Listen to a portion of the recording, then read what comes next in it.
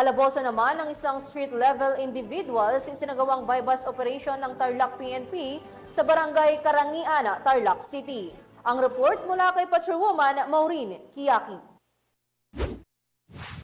Arestado ang isang street-level individual sa ikinasang buy-bust operation ng mga operatiba sa barangay Karangian, Tarlac City.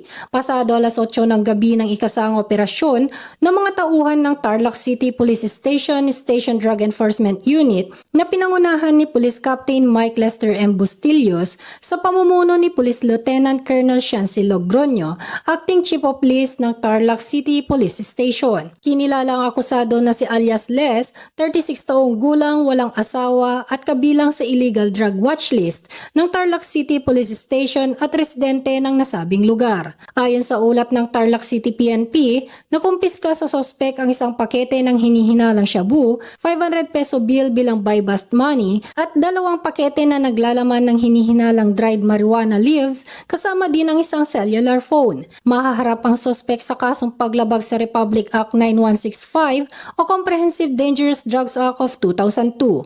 Sa mga kababayan po natin, muli po natin pinapaalalahanan ng lahat na mag-ingat po at maging mapagmasid sa paligid kasi hindi po natin alam na yung kapitbahay natin ay nagtutulak na pala ng droga tulad nito pong nahuli namin na mismong sa bahay niya siya nagtutulak ng droga.